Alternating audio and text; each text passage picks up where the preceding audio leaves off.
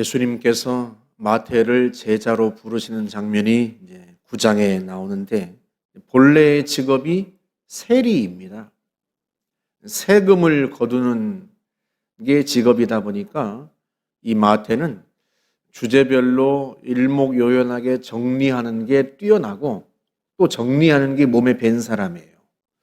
그래서 그런지 주님께서 가르치신 말씀들, 행하신 기적들을 자신의 복음서에서 주제별로 정리를 해놓았습니다.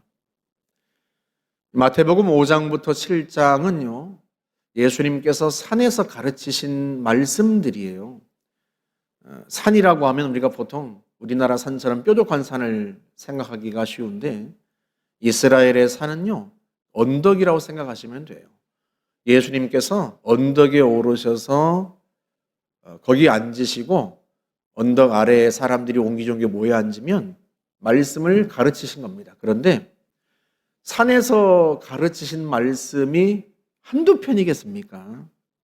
오늘도 복음 이 산상수훈 소위 산에서 가르치신 말씀을 예수님께서 산에 올라가 앉으시니 예수님께서 무리를 보시고 산에 올라가 앉으시니 제자들이 나온지라 입을 열어 가르쳐 이르시되 이렇게 시작되는데 예수님께서 공생기간 동안에 많은 말씀을 산에서 가르치셨을 거예요.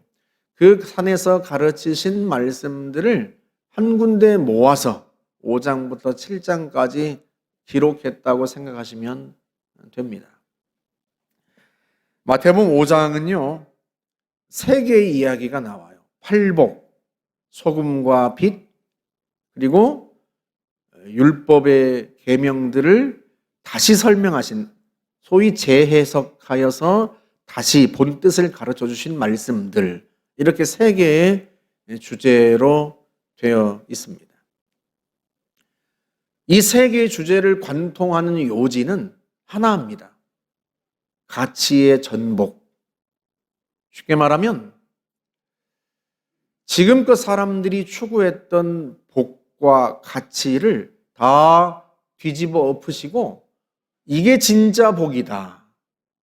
이게 진짜 너희가 추구해야 할 가치다 하고 말씀을 다시 가르치신 거예요.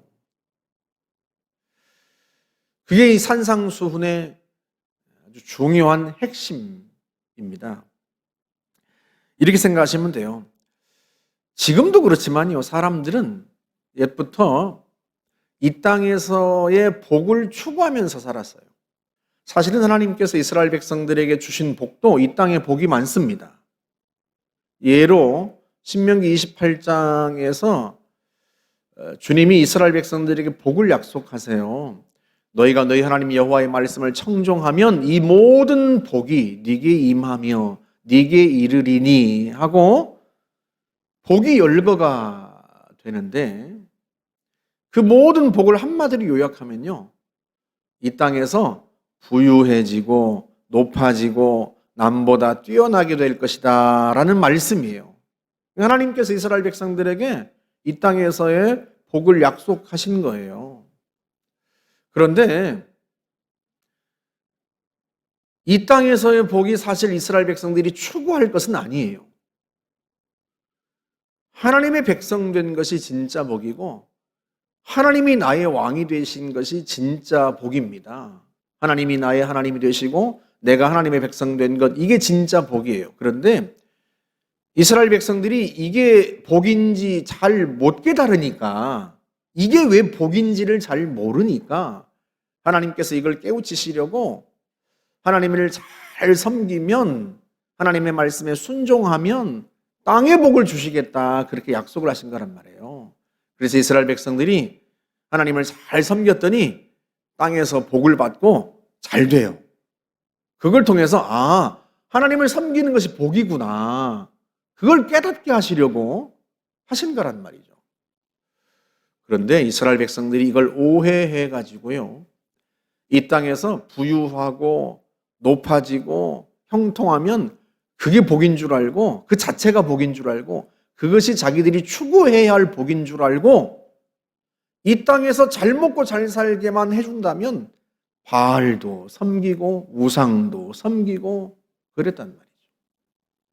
그래서 하나님께서 결국은 그들에게서 땅을 빼앗으시고 하나님이 주셨던 땅에서 그들을 내쫓으시고 그들이 바벨론의 포로로 붙들려 가도록 하셨습니다. 그들이 바벨론의 포로로 붙들려 가서야 비로소 깨달아요. 아, 우리가 하나님께 예배하고 하나님을 섬기는 것이 복이었구나. 이방 땅에 가서 성전도 상실하고 그곳에서 온전하게 마음껏 하나님을 예배할 수 없고 하나님을 섬길 수 없게 되자 그제야 비로소 아, 우리가 하나님이 주신 땅에서 잘 먹고 잘 사는 게 진짜 복이 아니라 하나님께 예배하고 하나님을 섬기는 것이 진짜 복이었구나. 그걸 비로소 깨달아요. 그래서 우리가 시편을 읽었습니다만 시편 84편 10절 같은 고백이 그래서 나오는 거예요. 주의 궁정에서의 한날이 다른 곳에서의 첫날보다 나은즉 주의 궁정은 뭘 가리켜요? 성전이에요. 성전에서의 한날이 다른 곳에서의 첫날보다 나으니 악인의 장막에 사는 것보다 내 하나님 성전에 문지기로 있는 것이 좋사오니 아무리 부유하고 모든 걸 다 가진 그 악인의 장막에서 악인의 집에서 배불리 사는 것 그게 아무리 좋다 한들 하나님의 성전에서의 하루보다 좋으리야. 비로소 그들이 하나님을 섬기는 것이 복이고 하나님의 백성된 것이 복이었다 하는 것을 비로소 깨닫게 되는 거죠. 그럼에도 불구하고요, 이 사람의 악한 본성이 잘 쉽게 변하지를 않아서 여전히 사람들이 이 땅의 복을 진짜 복으로 알고 그걸 추구하면서 살아요. 그래서 예수님께서 제일 먼저 가르치신 말씀은 무엇이 진짜 복인지, 사람들이 추구하던 복이 진짜 복이 아니라 예수님께서 진짜 복이 이것이다 라고 말씀하십니다. 그들의 생각을 다 뒤집어 엎으시는 거죠. 그래서 심령이 가난한 자는 복이 있나니 천국이 그들의 것입니다. 무엇이 진짜 복이에요? 천국이 진짜 복이에요. 애통하는 자는 복이 있나니 그들이 위로를 받을 것이다. 무엇이 진짜 복이에요? 하나님의 위로를 받는 것이 진짜 복이에요. 그런 차원에서 본다면 온유한 자가 받는 땅의 복도 역시 이 땅에서 하나님이 땅을 주시겠다, 토지를 주시겠다 하는 것이 아니라 그 땅은요, 하나님의 나라를 의미하는 거죠. 기름진 음식을 배불리 먹는 것이 복이 아니라 의로 충만하게 되고 의로 배부른 것, 그게 복이에요. 하나님의 아들이라 불리는 것이 복이고 하나님께 긍휼히 여김을 받는 게 복이고 마음이 청결해서 하나님을 보는 것이 복이에요. 하나님은, 그러니까 예수님은요, 이 땅에서 우리가 복으로 알고 있었던 것을 다 뒤집어 엎으셔서 진짜 복은 이것이다, 하늘의 복이다 하고 말씀하시는 거죠. 여러분 17절부터 마지막 48절까지 이어지는 율법 계명에 대한 말씀도 역시 마찬가지예요. 이스라엘 백성들은요, 계명을 지키면 의로운 줄 알았어요. 그런데 예수님은요, 그 생각을 다 뒤집어 엎으십니다. 살인하지 않았다고 해서 너희가 계명을 지킨 것이냐? 그렇지 않다. 형제를 미워하는 자도 살인한 자라. 음행을 저지르지 않으면 너희가 계명을 지키고 의로운 것이냐? 그렇지 않다. 이성을 보고 음욕을 품은 자는 이미 간음한 자다. 너희가 이는 이로 갚으라, 눈은 눈으로 갚으라. 그것이 율법에 어긋나지 않다 하고 들었으나 나는 너희에게 말한다. 원수를 사랑하여라. 그동안도 사람들은요, 계명을 지키면 하나님 앞에 의롭다고 생각했단 말이죠. 그런데 예수님은 그들의 의롭다고 생각한 그 자기의 의식, 그걸 다 뒤집어 엎으세요. 겉으로 행동으로 드러난 의가 진짜 의가 아니라 속도 의로워야 한다는 거예요. 동기도 마음도 하나님 앞에 의로워야 된다는 거예요. 하나님은 겉만 보시는 분이 아니라 속도 보시는 분이세요. 그래서 너희가 계명을 범하지 않았다고 의롭다고 생각하느냐? 천만에 그렇지 않다. 너희 마음도 의로워야 되고 너희 생각도 속도 동기도 의로워야 한다. 그래서 결론으로 뭐라고 말씀하세요? 너희 하늘 아버지께서 하늘 아버지의 의로우심 같이 온전하심 같이 너희도 온전하라. 그렇게 말씀하십니다. 그러니까 예수님은요, 사람들의 생각을 다 뒤집어 엎으시는 거예요. 너희가 추구해야 된 진짜 복은 너희가 알고 있는 땅의 복이 아니다. 하늘의 복이 너희가 추구해야 할 진짜 복이다. 그리고 너희가 계명을 지켰다고 스스로 의롭다고 생각하느냐? 천만에 그렇지 않다. 너희의 마음도 의로워야 진짜 의로운 것이다. 그렇게 해서 예수님은 이들의 가치와 이들의 복에 대해서 다 뒤집어 엎으시는 거예요. 왜 주님이 이렇게 말씀하세요? 예수님께로 와서 다시 배우고 무엇이 진짜 복인지, 무엇이 추구해야 할 가치인지, 어떻게 해야 의로워지는지 예수님께 와서 다시 배워야 돼요. 예수님이 결국 길이고 진리고 예수님이 세상의 빛이십니다. 복음서를 읽으면서 우리가 주님의 이 말씀을 마음에 염두에 두어야 돼요. 결국 성경을 읽는다는 것은요, 주님의 말씀에 귀를 기울인다는 것은 다른 것이 아닙니다. 내 생각을 다 내려놓고 주님의 생각을 받아들인다는 것을 의미해요. 그게 제자입니다. 내가 생각하던 복, 내가 생각했던 내가 추구해야 할 인생의 방향, 이거 다 내려놓으라는 거예요.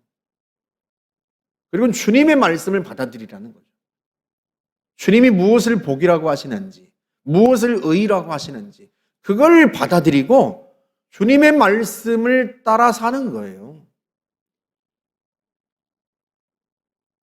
그게 성경을 읽는 것이고 그게 신앙생활을 하는 것이고 그게 제자의 길입니다. 그죠? 내 생각은 버리지 않은 채, 내 생각은 갖고 있는 채 거기에다 대고 주님이 말씀하신 좋은 것만 살짝 받아들이는 건 그건 신앙생활도 아니고 예수님을 주인으로 섬기는 것도 아니에요. 우리가 예수님을 주님이라고 부를 때는 주님의 생각을 다 받아들이고 내 것을 다 내려놓는 것을 의미합니다. 저와 여러분들이 이 말씀들을 읽고 묵상하면서 내 것은 다 내려놓고 주님의 것을 받아들이라. 그 마음이 있어야 주의 음성이 들리기 시작합니다. 그렇지 않고 아니 위로가 하나님의 위로가 무슨 복이야. 이 땅에서 잘 먹고 잘 살아야 되고 그래도 자식이 잘 돼야 되고 그래도 내가 하는 일이 형통해야 그게 복이지. 애통하는 자가 어떻게 복이 있어. 이렇게 생각한다면요. 우리는요. 주님의 제자가 될 수도 없고 그것을 주님을 섬기는 것이라고 보기도 어려워요. 저와 여러분들이 우리의 생각을 내려놓고 주님의 가르침을 받아들이고 주님이 말씀하시는 바를 그 진리를 그 길을 그 빛을 따라 살아가실 수 있기를 주의 이름으로 축복합니다. 함께 기도하겠습니다. 좋으신 하나님 감사합니다. 우리가 우리의 생각을 내려놓고 우리의 가치 기준을 내려놓고 복이 무엇인지 우리의 고집을 내려놓고 주의 말씀을 받아들이고 순종합니다. 길이신 주님을 따르며 빛이신 주님을 따라갑니다. 주님이 진리이오니 우리의 생각을 내려놓고 주님의 것을 받아들입니다. 제자의 길을 걷겠습니다. 좋으신 하나님, 우리를 이끄시고 주님 의지하여 살게 하옵소서. 예수님의 이름으로 기도하옵나이다. 아멘.